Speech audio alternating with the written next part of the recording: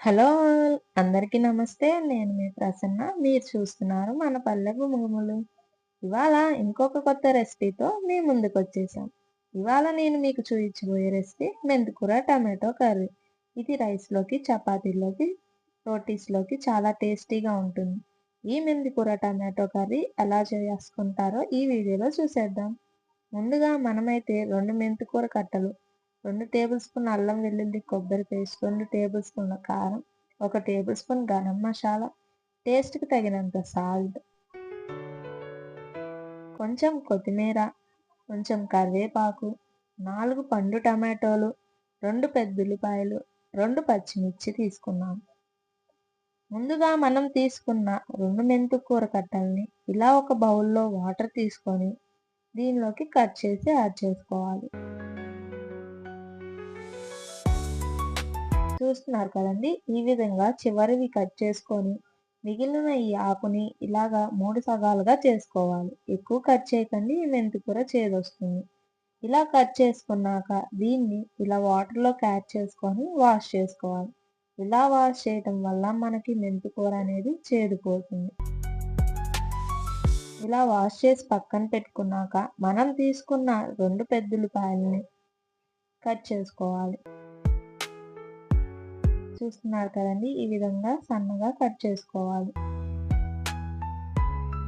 ఇలా కట్ చేసి పక్కన పెట్టుకున్నాక మనం తీసుకున్న 2 పచ్చిమిర్చిని కూడా కట్ చేసుకోవాలి.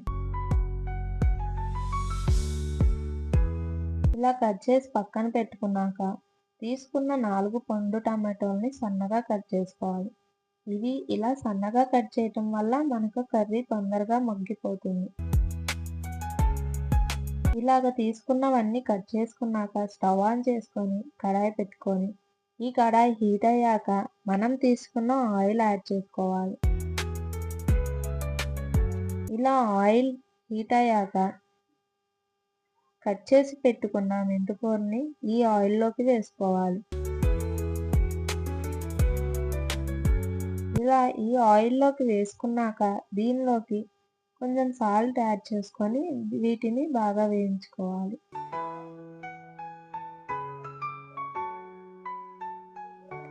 ఈ విధంగా ఈ మెంతికూరని వేయించుకున్నాక దీన్ని ఒక ప్లేట్‌లోకి తీసుకోవాలి.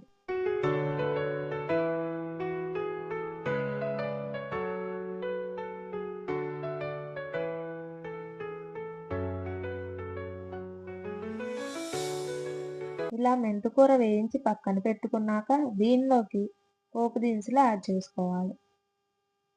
ఈ పోపు దినుసులు ఫ్రై అయ్యాక దీనిలోకి కట్ చేసి పెట్టుకున్న పెద్దుల్లిపాయి, పచ్చిమిర్చిని యాడ్ చేసుకోవాలి. ఇలా ఈ నూనెలోకి ఇవి వేసుకున్నాక దీనిలోకి కొంచెం కరివేపాకు కూడా వేసుకోవాలి. ఇవి వేసుకొని ఒక 2 మినిట్స్ వరకు మగ్గించుకోవాలి. చూస్తున్నారు కదండీ! ఇలా కొంచెం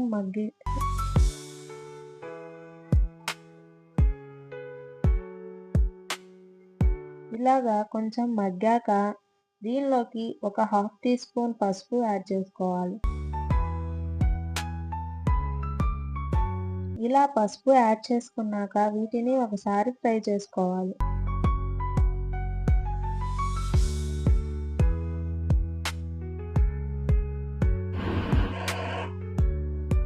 ఇలా ఫ్రై చేసుకున్నాక దీనిలోంచి ఆయిల్ సపరేట్ అయ్యేటప్పుడు మనం కట్ చేసి పెట్టుకున్న టొమాటోస్ని యాడ్ చేసుకోవాలి.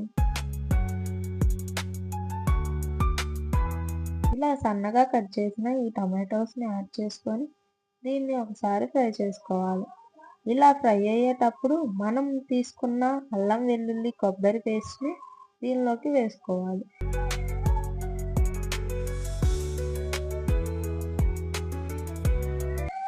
ఇలా వేసుకున్నప్పుడు దీన్ని పచ్చివాసన పోయేంత వరకు ఫ్రై చేసుకోవాలి. చూస్తున్నారు కదండి! ఇలా టమాటోస్ బాగా మగ్గేంత వరకు మనం దీన్ని ఫ్రై చేసుకోవాలి. ఇలా ఫ్రై అవుతున్నప్పుడు దీంట్లోకి టేస్ట్‌కి తగినంత సాల్ట్, మనం తీసుకున్న 2 టేబుల్ స్పూన్ల కారం యాడ్ చేసుకోవాలి. ఇలా కారం, ఉప్పు యాడ్ చేసుకున్నాక వీటిని ఒకసారి కలుపుకోవాలి.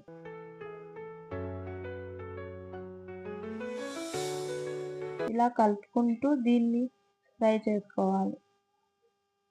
దీన్ని ఒక 5 మినిట్స్ వరకు బాగా మగ్గించుకోవాలి. ఇప్పుడు మనకి ఈ టొమాటోస్‌లోంచి ఆయిల్ సెపరేట్ అయ్యేటప్పుడు మనం దీనిలోకి ఒక హాఫ్ గ్లాస్ వాటర్ యాడ్ చేసుకోవాలి. ఇలా వాటర్ యాడ్ చేయటం వల్ల మనకి కర్రీ కొంచెం గుజ్జుగా వస్తుంది. చూస్తున్నారు కదండీ! ఇలా వాటర్ యాడ్ చేసుకొని టమాటోస్ మగ్గాక మనం ఫ్రై చేసి పక్కన పెట్టుకున్న ఈ మెంతికూరని యాడ్ చేసుకోవాలి. దీన్ని ఒక 2 మినిట్స్ వరకు మగ్గించుకున్నాక దీనిలోకి మనం తీసుకున్న 1 table spoon garam masala add చేసుకోండి. ఇలా గరం మసాలా యాడ్ చేసుకొని ఫ్రై చేసుకున్నాక ఈ కర్రీలోంచి ఆయిల్ సెపరేట్ అవుతుంది కదా! ఇప్పుడు మనం తీసుకున్న కొత్తిమీరని యాడ్ చేసుకోవాలి. ఇలా కొత్తిమీర యాడ్ చేశాక కర్రీని ఒకసారి ఫ్రై చేసుకోండి. అంతేనండి, మనకి ఎంతో టేస్టీ అయిన మెంతికూర టమాటో కర్రీ రెడీ అయిపోయింది. దీన్ని ఇప్పుడు మనం ఒక సర్వింగ్ బౌల్‌లోకి తీసుకుందాం.